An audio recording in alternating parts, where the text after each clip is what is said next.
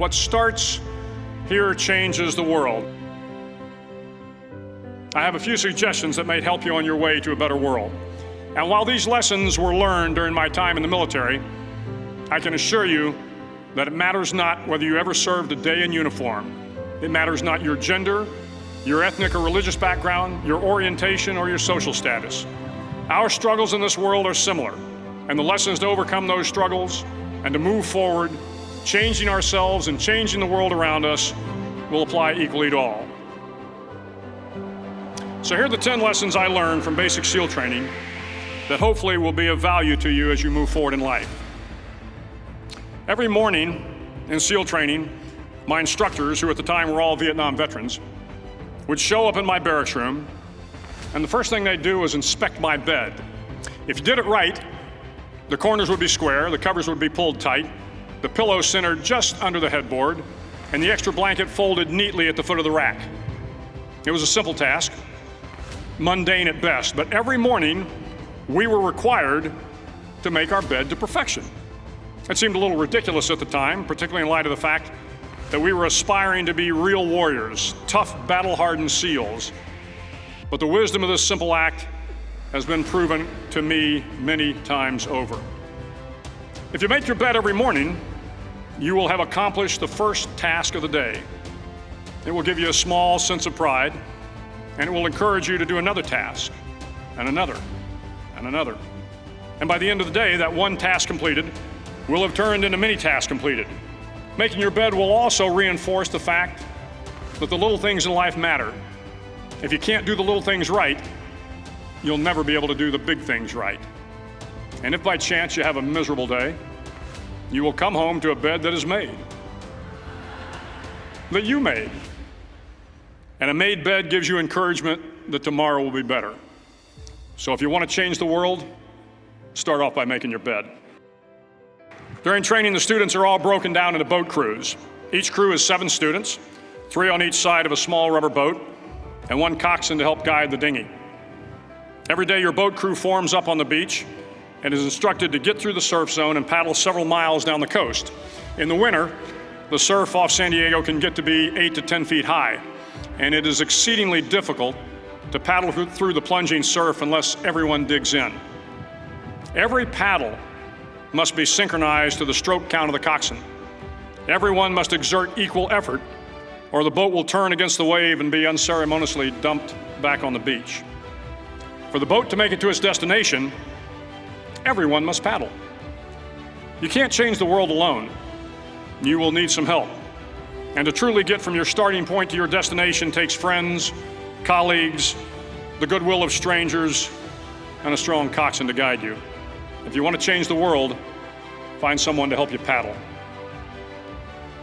Over a few weeks of difficult training, my SEAL class, which started with 150 men, was down to just 42. There were now 6 boat crews of 7 men each. I was in the boat with the tall guys, but the best boat crew we had was made up of the little guys, the Munchkin crew, we called them. No one was over 5'5". The Munchkin boat crew had 1 American Indian, 1 African American, 1 Polish American, 1 Greek American, 1 Italian American, and 2 tough kids from the Midwest. They out-paddled, outran, and outswam all the other boat crews. The big men in the other boat crews would always make good-natured fun of the tiny little flippers the Munchkins put on their tiny little feet prior to every swim. But somehow these little guys from every corner of the nation and the world always had the last laugh, swimming faster than everyone and reaching the shore long before the rest of us. SEAL training was a great equalizer. Nothing mattered but your will to succeed, not your color, not your ethnic background, not your education, not your social status. If you want to change the world, measure a person by the size of their heart, not by the size of their flippers. Several times a week, the instructors would line up the class and do a uniform inspection. It was exceptionally thorough. Your hat had to be perfectly starched, your uniform immaculately pressed, your belt buckle shiny and void of any smudges. But it seemed that no matter how much effort you put into starching your hat or pressing your uniform or polishing your belt buckle, it just wasn't good enough. The instructors would find something wrong. For failing the uniform inspection, the student had to run, fully clothed, into the surf zone, then wet from head to toe, roll around on the beach until every part of your body was covered with sand. The effect was known as a sugar cookie. You stayed in the uniform the rest of the day, cold, wet, and sandy. There were many a student who just couldn't accept the fact that all their efforts were in vain, that no matter how hard they tried to get the uniform right, it went unappreciated. Those students didn't make it through training. Those students didn't understand the purpose of the drill. You were never going to succeed. You were never going to have a perfect uniform. The instructors weren't going to allow it. Sometimes, no matter how well you prepare or how well you perform, you still end up as a sugar cookie. It's just the way life is sometimes. If you want to change the world, get over being a sugar cookie and keep moving forward.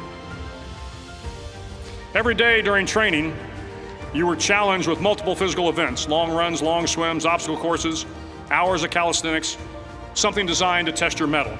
Every event had standards, times you had to meet. If you failed to meet those times, those standards, your name was posted on a list, and at the end of the day, those on the list were invited to a circus. A circus was 2 hours of additional calisthenics, designed to wear you down, to break your spirit, to force you to quit. No one wanted a circus. A circus meant that for that day, you didn't measure up. A circus meant more fatigue, and more fatigue meant that the following day would be more difficult and more circuses were likely. But at some time during SEAL training, everyone made the circus list.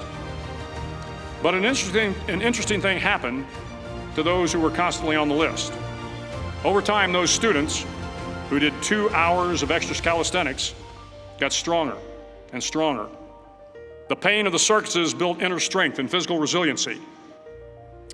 Life is filled with circuses. You will fail. You will likely fail often. It will be painful. It will be discouraging. At times, it will test you to your very core. But if you want to change the world, don't be afraid of the circuses. At least twice a week, the trainees were required to run the obstacle course. The obstacle course contained 25 obstacles, including a 10-foot wall, a 30-foot cargo net, a barbed wire crawl, to name a few. But the most challenging obstacle was the slide for life.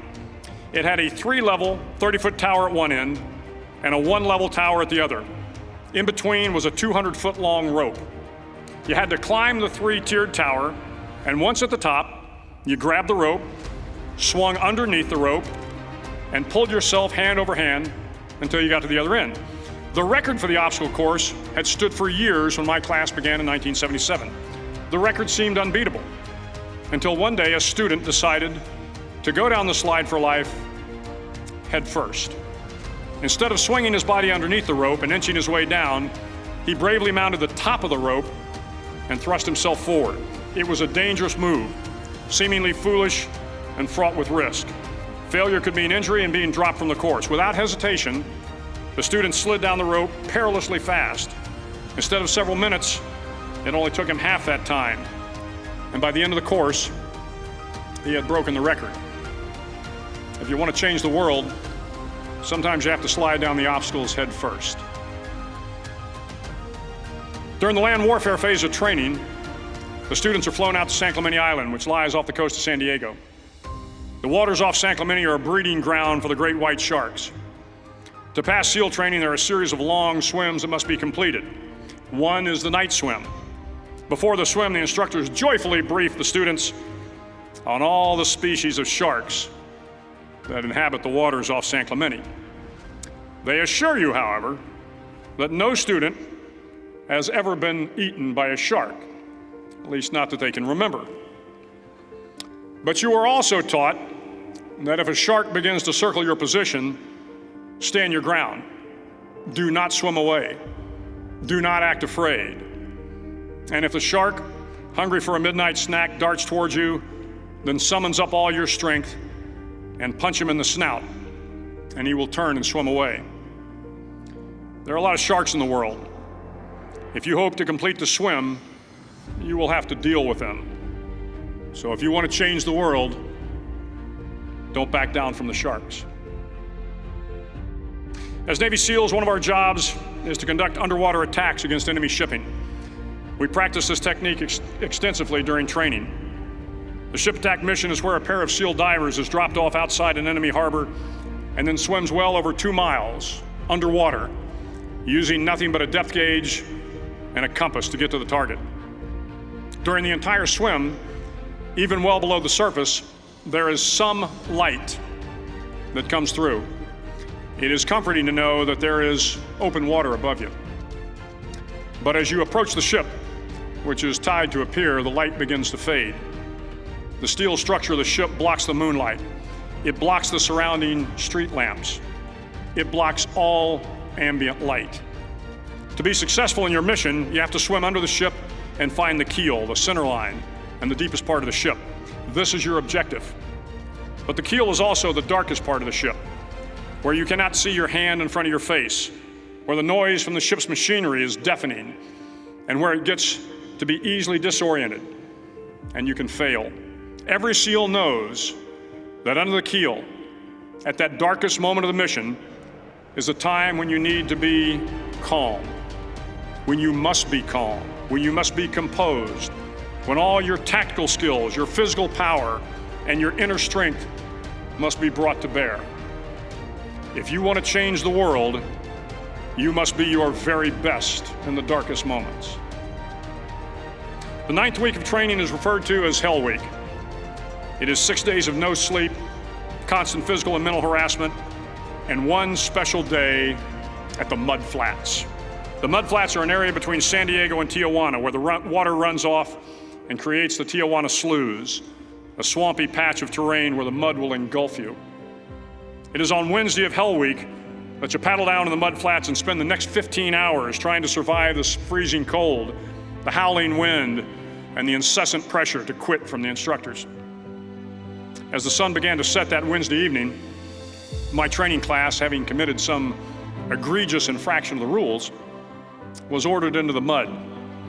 The mud consumed each man till there was nothing visible but our heads. The instructors told us we could leave the mud if only 5 men would quit. Only 5 men, just 5 men, and we could get out of the oppressive cold. Looking around the mud flat, it was apparent that some students were about to give up. It was still over 8 hours till the sun came up. 8 more hours of bone-chilling cold.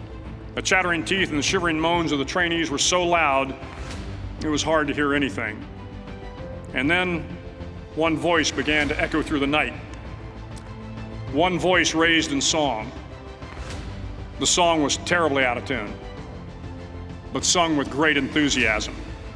One voice became 2, and 2 became 3, and before long, everyone in the class was singing. The instructors threatened us with more time in the mud if we kept up the singing, but the singing persisted. And somehow the mud seemed a little warmer, and the wind a little tamer, and the dawn not so far away. If I have learned anything in my time traveling the world, it is the power of hope. The power of one person, a Washington, a Lincoln, King, Mandela, and even a young girl from Pakistan, Malala. One person can change the world by giving people hope. So if you want to change the world, start singing when you're up to your neck in mud. Finally, in SEAL training, there's a bell. A brass bell that hangs in the center of the compound for all the students to see. All you have to do to quit is ring the bell. Ring the bell, and you no longer have to wake up at 5 o'clock. Ring the bell, and you no longer have to be in the freezing cold swims. Ring the bell, and you no longer have to do the runs, the obstacle course, the PT, and you no longer have to endure the hardships of training. All you have to do is ring the bell to get out. If you want to change the world, don't ever, ever ring the bell. It will not be easy. Start each day with a task completed. Find someone to help you through life. Respect everyone. Know that life is not fair and that you will fail often.